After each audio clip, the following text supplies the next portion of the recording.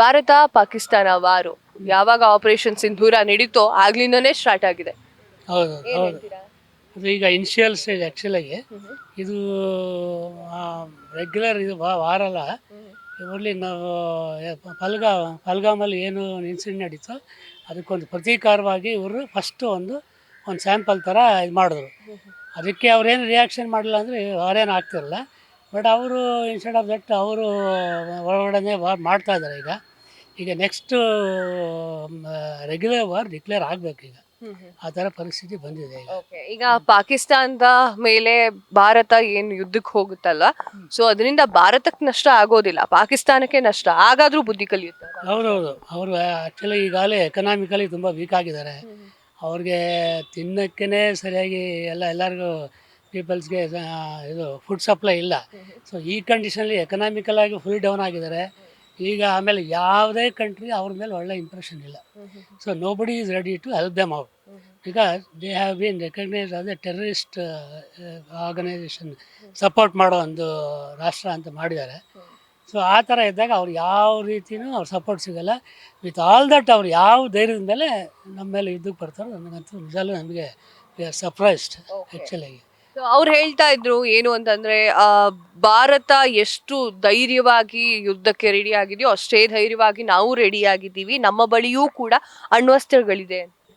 ಅಲ್ಲ, ಅದು ಸುಮ್ಮನೆ ಒಂಥರ ಎದುರಿಸೋಕ್ಕಷ್ಟೇ. ಅದು ಏನು ಒಳಗಡೆ ನೋಡೋ ಟೊಳ್ಳೆ ಏನೂ ಇಲ್ಲ, ಸುಮ್ಮನೆ ಬಾಯಿ ಮಾತಲ್ಲ ಹೇಳೋದಷ್ಟೇ. ಹೌದಾ, ನಾವು ಸುಮ್ಮನೆ ಕೂತ್ಕೊಳ್ಳಿ ಅಂತ. ಸೊ ಇವಾಗ ಅಂಡರ್ ಲೀಡರ್ಶಿಪ್ ಆಫ್ ಮೋದಿ ಇದೆಲ್ಲ ಯಾವುದು ನಡೆಯಲ್ಲ. ಅದೆಲ್ಲ ಹಿಂದೆ ಈಗ 50 years ಬ್ಯಾಕ್ ನೆಹರು ಅಲ್ಲಿ ಇಂದಿರಾ ಗಾಂಧಿ ಆ ಟೈಮಲ್ಲಿ ನಡೀತಿತ್ತು ಹೊರತು. ಈಗ Modi is a very strategic fellow. ಅವ್ರು ಕರೆಕ್ಟಾಗಿ ಏನು ಮಾಡಬೇಕು ಕರೆಕ್ಟಾಗಿ ಮಾಡ್ತಾ ಇದ್ದಾರೆ ಅವರು. ಸೊ ಅದರಿಂದ ಮೋದಿ ಭಯೋತ್ಪಾದಕರನ್ನ ಮಟ್ಟ ಹಾಕಬೇಕು ಅಂತ ಮೋದಿ ಸರ್ಕಾರ ಕೂತಿದೆ. ಸೊ ಅದು ಆಗ್ತಾ ಇದೆಯಾ? ಹಿಂಗೆ ಆಗ್ತಾ ಇದೆಯಲ್ಲ. ಈಗ ಆಲ್ರೆಡಿ ಮೊನ್ನೆ ಒಂದು 9 ಪ್ಲೇಸಲ್ಲಿ ರೈಡ್ ಮಾಡಿ ಎಲ್ಲನೂ. ನಿನ್ನೆ ಮಧ್ಯಾಹ್ನ ಕೂಡ ನಾವು ದಾಳಿ ಮಾಡಾಯ್ತು, ನಿನ್ನೆ ನೈಟ್ ಕೂಡ ದಾಳಿ ಆಯ್ತು. ಖಂಡಿತ ಅದೇ ಕಂಟಿನ್ಯೂ ಆಗುತ್ತೆ ಈಗ. ಹಾಂ, ಖಂಡಿತ ಇದು ಮಾಡ್ತಾರೆ, ಮಟ್ಟ ಹಾಕ್ತಾರೆ.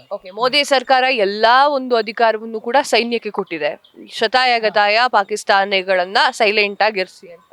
ಹೌದೌದು, ಅದೊಂದು ಹಿಂದೆಲ್ಲ ಏನು ಮಾಡೋರು, ಇವ್ರ ಕಂಟ್ರೋಲ್ ಇಟ್ಕೊಳ್ಳೋರು, ಏನು ಮಾಡಬೇಕು ಇವರೇ ಹೇಳೋರು. ಈಗ ಹಂಗಲ್ಲ, ಫುಲ್ ಫ್ರೀಡಮ್ ಕೊಟ್ಟಿದ್ದಾರೆ ಅವ್ರಿಗೆ ಇದಕ್ಕೆ. ಸೊ ಅವರು they are taking correct decision. So ಅವ್ರಿಗೂ ಆ ಫ್ರೀಡಮ್ ಕೊಟ್ಟಾಗ ಅವ್ರಿಗೂ ಒಂಥರ ಖುಷಿ ಆಗುತ್ತೆ. ಸೊ ಕರೆಕ್ಟಾಗಿ ಏನು ಮಾಡಬೇಕು ಅವ್ರು ಮಾಡ್ತಾರೆ. ಸೊ ನಮ್ಮ ಕಂಟ್ರೋಲ್ ಇಟ್ಕೊಂಡು ಸುಮ್ಮನೆ ಅಡ್ಡಾಡ್ಸೋದು ದಟ್ ಇಸ್ ನಾಟ್ ಕರೆಕ್ಟ್. ಹಿಂದೆಲ್ಲ ಅದೇ ಮಾಡ್ತಾಯಿದ್ರು. ಈಗ Modi is going in a very right way. ಈಗ ಭಾರತ ಪಾಕಿಸ್ತಾನ ಯುದ್ಧ ನಡೆದ್ರೆ ಒಂದು 10 ವರ್ಷ 15 ವರ್ಷ ಹಿಂದೆ ಹೋಗ್ಬಿಡ್ತೀವಿ ನಾವೆಲ್ಲರೂ ಕೂಡ. ಆರ್ಥಿಕತೆಯಾಗಿ ನಾವು ಕುಸಿತ ಅನುಭವಿಸ್ತೀವಿ, ಯಾವುದೋ ಕಟ್ಟಡಗಳು ಹಾಳಾಗತ್ತೆ, ಯಾವುದೋ ಜಲಾಶಯ ಹಾಳಾಗುತ್ತೆ. ಒಂದು 10 ವರ್ಷ ಹಿಂದೆ ಹೋಗ್ಬಿಡ್ತೀವಿ. 10 ವರ್ಷ ಅಂತ ಓಕೆ, ಅದು ಎಷ್ಟು ಮಟ್ಟಿಗೆ ಡಿಸ್ಟ್ರಕ್ಷನ್ ಆಗುತ್ತೆ ಅದ್ರ ಮೇಲೆ ಡಿಪೆಂಡ್ಸ್. ಸೊ ಈಗ ನಮ್ಮಲ್ಲಿ we are very strong in air force ಆಗಲಿ ಅಲ್ಲಿ ಲ್ಯಾಂಡ್ ಇದಾಗಲಿ. ಸೊ ಯಾವ ಮಟ್ಟಕ್ಕೆ ಅದು ಯುದ್ಧ ಹೋಗುತ್ತೆ ಅದ್ರ ಮೇಲೆ ಡಿಪೆಂಡ್ ಆಗುತ್ತೆ. The last question, the right ಅಂತ ಅನ್ಸುತ್ತೆ ನಿಮಗೆ POK ನ ವಾಪಸ್ ಪಡೀಲಿ? ಖಂಡಿತ ಆ್ಯಕ್ಚುಲಾಗಿ ನಮ್ಮ ಮಂಡ್ರಲ್ಲೇ ಇದ್ದಿದ್ದು. ಹಿಂದೆ POK ಆಕ್ಯುಪೈ ಮಾಡ್ಕೊಂಡು ಬಂದಾಗ ಯಾರು ಜವಾಹರ್ಲಾಲ್ ನೆಹರು ವಾಪಸ್ ಇವ್ರನ್ನ ಕರ್ಸ್ಕೊಂಬಿಟ್ರು. ಸೊ ಅದು ಹಂಗೆ ಉಳ್ಕೊಂಡಿತ್ತು. ಸೊ ಅದನ್ನು we have to get it back ಆ್ಯಕ್ಚುಲಾಗಿ. So as a Kashmir it has to belong to India only. ಅವ್ರು ಈಗ ಅದಕ್ಕೆ POK ಅಂತಲೇ ಅದ್ರ ಹೆಸರು, ಪಾಕಿಸ್ತಾನ ಆಕ್ಯುಪೈ ಕಾಶ್ಮೀರ್ ಅಂತಲೇ. ಆದ್ದರಿಂದ we have to get it back. Thank you sir, thank you so much. ಕ್ಷಣದ ಸುದ್ದಿಗಳಿಗಾಗಿ ಫ್ರೀಡಮ್ ಟಿವಿ ಸಬ್ಸ್ಕ್ರೈಬ್ ಮಾಡಿ, ಲೈಕ್ ಮಾಡಿ ಹಾಗೂ ಫಾಲೋ ಮಾಡಿ. ಹೊಸ ಸುದ್ದಿಗಳ ನೋಟಿಫಿಕೇಶನ್ಗಾಗಿ ಬೆಲ್ ಐಕಾನ್ ಮೇಲೆ ಕ್ಲಿಕ್ ಮಾಡಿ.